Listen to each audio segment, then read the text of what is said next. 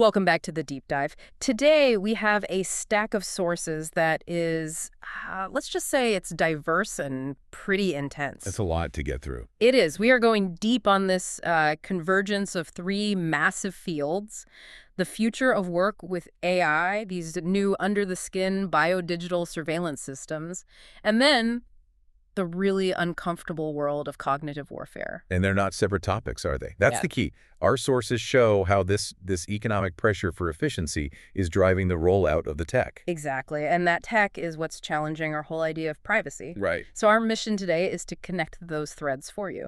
And we have to start with the big headline for 2026, which is pretty stark. Companies are staying lean. And lean is a nice way of putting it. It means hiring is basically off the table. Off the table. Yeah, we can ground this right away with some pretty compelling data. The sources point to this survey from a Yale CEO management meeting. Oh, right. What did that find? A really startling lack of confidence in job growth. Something like 66% of leaders said they're either planning to fire people or just hold steady. So only a third are even thinking about hiring. That's not a healthy market. No.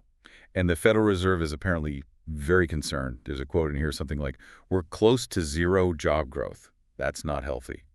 And what's driving this? I mean, is it just recession fears or is it something deeper? Oh, it's structural. Absolutely. Yeah. The sources make it really clear. It's the push to replace human roles with technology, to slash costs. So CEOs are just waiting. They're in a holding pattern. They're waiting to see which jobs AI can just completely take over before they start hiring again. People are a cost center. And that kind of thinking, that short-term calculation, that's where the conversation gets, well, really provocative when you look at the long-term vision from the tech world. Yeah, you get these really big accelerationist ideas from people on, say, the All In podcast and similar circles. Like the Amazon example. Exactly. The sources cite this estimate, and they call it a lowball estimate, that Amazon plans to replace 600,000 workers with robots. 600,000. And if Wall Street rewards that... That model spread everywhere, instantly. And then you have someone like Elon Musk who takes it to its logical conclusion. He's basically saying AI and robots are going to replace all jobs. All of them. Yeah, that's the end game he's painting. Making work optional, like a hobby. You can choose to grow your own vegetables, or you can just get them from the replicator. And the utopian promise there is that this will make everyone rich. Robotics will end poverty. But the sources add some really critical context to that promise. They do, and it's important. We have to remember that a lot of this huge AI infrastructure push, it's, as one source puts it, built on debt. So massive borrowing to build systems to replace people with the promise that those same people will somehow end up rich. What happens in the meantime? Well, that's the red flag the sources raise. They warn about massive civil unrest. You just can't delete that many jobs without some kind of comprehensive safety net and expect society to remain stable. It's a huge gamble. And there's also this almost philosophical critique in the source material. It calls the race to become the first trillionaire a kind of spiritual sickness. Right. This conflict between one person accumulating that much power and wealth while claiming that same process will somehow save everyone else. It's a paradox, isn't it? Yeah. The very force concentrating the wealth is being sold as the world's salvation. That's a perfect pivot, because that drive for efficiency, it doesn't just stop at the warehouse floor. The next target for data mining is the human body itself. We're moving from the macro economy straight into our own biology. We're talking about integrating the body into global networks, wireless body area networks, or W-bands. Right, and the sources show that the technical standards for this, they're not science fiction, they're quite old. Like the IE standard for nano networks, that was from 2015, wasn't it? 2015. And that standard laid the groundwork for what the sources call the nanogrid, which is the human body, and how you tether it to the main power grid through things like smart meters. So your body becomes a node on the network. An always-on data node. And the most immediate kind of real-world application for this surveillance is in government assessment. The Social Security Administration. Yes. The SSA is reportedly looking at using mandatory wearable devices for continuing disability reviews. CDRs. CDRs. The idea, they say, is to get a more fair and accurate assessment. But it completely changes how you prove a disability. It's not about what you say anymore. It's about what the machine says.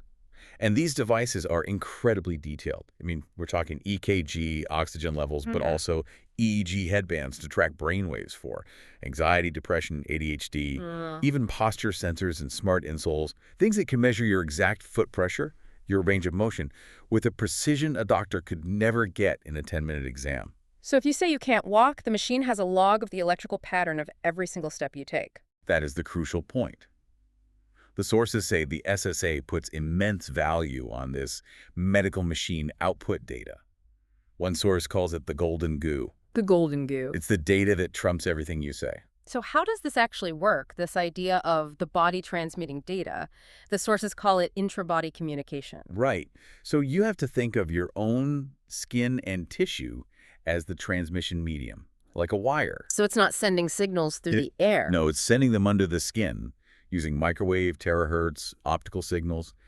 Basically, your body is the closed circuit. The sources call it bioelectronic medicine. And this is all enabled by some pretty mind-bending tech. It's not just little nanobots like in the movies. Not at all. The source had introduced this concept of molecular cybernetics. Yeah. It's building autonomous AI systems out of molecules. Out of molecules. Can you give us an example? Sure. They talk about research into autonomous light-powered microscopic robots. I mean, smaller than a grain of salt, costing a cent each to make. A penny. Or, another one from China, these spiky magnetic nanobots that can pierce a tumor's membrane to deliver a drug using electroporation. Low electric jolt. So you have the W bands, the bioelectronic medicine, but what's the one thing they're all actually measuring? That's the key question, and it gets to the heart of it. The entire system works by reading the body's own native electricity. The signals from your heart, your brain. Exactly, your electrophysiology. Some sources call it the biofield or bioplasma. That is the data they want. That's the gold standard. So they're tapping into our body's own intrinsic electricity. That sets a pretty chilling stage for our last segment, which is all about controlling information and perception. Yes, because if you can control the data stream from the body, you can certainly try to control the one going into the mind. Which brings us to information operations. The sources start with a historical example. DARPA's MESE program. Right, social media in strategic communication. That ran from, 2011 to 2014. It was really about mapping the social media landscape, detecting influence ops, analyzing narratives. Countering misinformation. Exactly, classic psychological operations, or PSYOPs. Yeah. But the sources are clear that the doctrine has moved way beyond that now. What's it called now?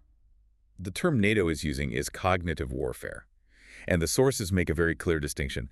This new domain explicitly targets under-the-skin neurons. Under the skin. So it's not about persuasion anymore. It's about directly influencing or even degrading the nervous system. The mind is the battlefield. The mind is literally the battlefield. So, okay, let's recap for a second. We have an economy forcing automation, technology that's networking our bodies and reading our electricity, and now information ops targeting our nervous systems. And that kind of systemic pressure, economic, technological, informational, it creates an environment where institutions just fail. Oh. And the sources use some very difficult examples of societal breakdown to make a point about the failure of law enforcement investigation, especially when a lot of money is involved.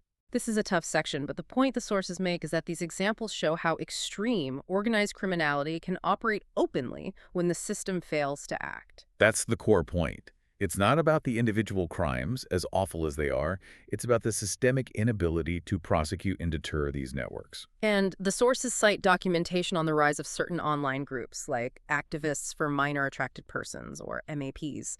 They examine online figures like someone known as Katie Cruz, who frames this attraction as a kind of religious ministry and details this years-long sexual obsession with a child in what's called the Lucy saga. And what's crucial about that case, from the source's perspective, is the timeline and the failure of intervention.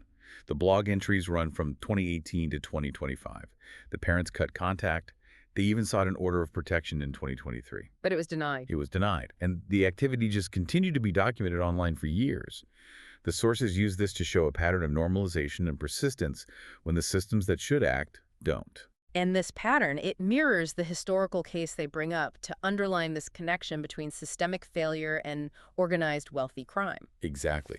They bring up the Warwick Spinks case and that 1997 documentary, The Boy Business. Yeah. It was about a CSAM ring in Amsterdam producing these horrific films like the Bjorn tape, which involved the abuse and alleged murder of young boys. And what do the sources highlight about the outcome there? The shocking leniency. One person got 2 years for filming and selling, another got 6. Stinks himself completely avoided the sex offender registry. So the system failed. Completely. Yeah. And the sources use this to make a chilling point. The money and organization behind these networks can overwhelm the institutions meant to stop them. The powerful customers, the networks, they evade justice. So the narrative ties all the way back to the beginning. The same systemic failures that allow unchecked AI development and body surveillance also enable these profound breakdowns. They're all expressions of the same thing, concentrated power operating without any real scrutiny. Okay, let's try to pull this all together for you, the listener, because we've gone from CEO surveys to nanobots to cognitive warfare. There are really three takeaways here. First, automation is changing everything about work, and that transition is going to be difficult. Second, biodigital tech is here, and it's moved surveillance under our skin. WANs, bioelectronic medicine, these aren't just theories. They are a present reality. And third, information control cognitive warfare is happening against a backdrop of serious institutional failure, where the systems designed to protect us are often compromised or just ineffective. And now we come back to that final critical point we touched on, the thing that underpins all of this bioelectronic technology. Electrophysiology. It's the body's own electricity, what the sources sometimes call the biofield or bioplasma. That is the fundamental signal being measured and exploited. They even point to research on using your heartbeat to mine crypto. So the body is both the engine and the data source. Yeah. Exactly, your heart, your brain. They're constantly generating this powerful electrical data, this lightning in a bag. And if that electrical activity is the new gold standard for these systems, it leaves us with a really fundamental question for you to think about. What's that? If you recognize that your own anatomy is a source of energy and data that can be exploited, how does that fundamentally change your concept of personal privacy and autonomy in this rapidly converging biodigital world?